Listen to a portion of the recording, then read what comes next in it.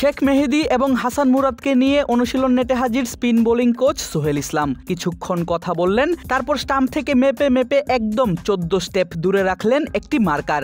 বলের প্যাকেট বসিয়ে শেখ মেহেদীকে সোহেল ইসলাম বললেন, ঠিক এই জায়গাটায় ফেলতে বল, কতটুকু বাউন্স দিতে হবে বুঝিয়ে দিলেন সেটিও।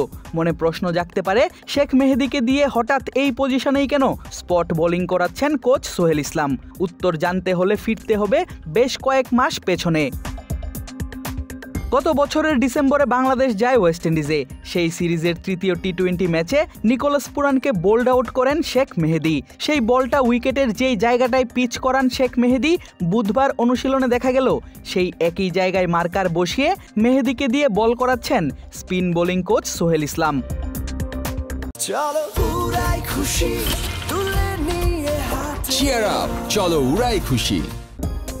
দেখা গেল কোচ সোহেল ইসলামের বসানো মার্কার বরাবরই স্পট বোলিং অনুশীলন করছেন শেখ মেহেদী। তারপর সরে যাওয়া মার্কার নিজেই আবার পায়ে মেপে বসিয়েছেন জায়গা মতো। বুঝাই যাচ্ছে অনুশীলনটা নিয়ে নিজেও সিরিয়াস শেখ মেহেদী। বুধবার কোচ সোহেল ইসলাম এবং সতীর্থ হাসান মুরাদকে সঙ্গে নিয়ে দীর্ঘ সময় বোলিং অনুশীলন করেন এই স্পিনার। সেই অনুশীলনটা যে আসন্ন সংযুক্ত আরব আমিরাত এবং পাকিস্তানের বিপক্ষে অনুষ্ঠিত হতে যাওয়া টি-20 সিরিজকে ঘিরেই, সেটি অবশ্য আলাদা করে বলার অপেক্ষা রাখে না। কদিন আগেই দুটি সিরিজকে সামনে রেখে বাংলাদেশ ঘোষণা করে টি-20 স্কোয়াড। লিটন দাসকে অধিনায়ক করে সহ অধিনায়ক হিসেবে রাখা হয় শেখ মেহেদীকে। অথচ ওয়েস্ট ইন্ডিজ সিরিজে এই স্পিনার নিজেই বলেছিলেন টি-20তে তার অবস্থান নয় পাকাপোক্ত। আক্ষেপ বলতে আপনি যদি দেখেন, আমি টি-20তেও সেটেল না, আমি রেগুলার টি-20তে খেলি না, বাট আমার সিচুয়েশন অনুযায়ী বা টিম কম্বিনেশন অনুযায়ী খেলতে হয়। তো আমার ক্ষেত্রে আসলে ধৈর্যই ধরতে হবে।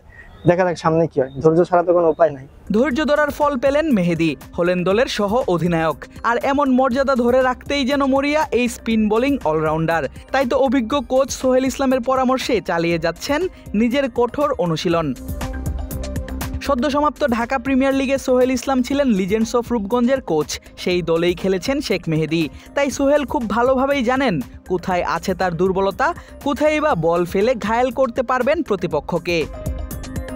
জাতীয় দলের অনুশীলন জার্সিতে নিজের সেরা বল নিয়েই কাজ করছেন স্পিন বোলিং কোচ এবং টি-20তে টাইগারদের অন্যতম সেরা স্পিনার। আদিব আশরাফ, ক্রিক ফ্রেন্জি।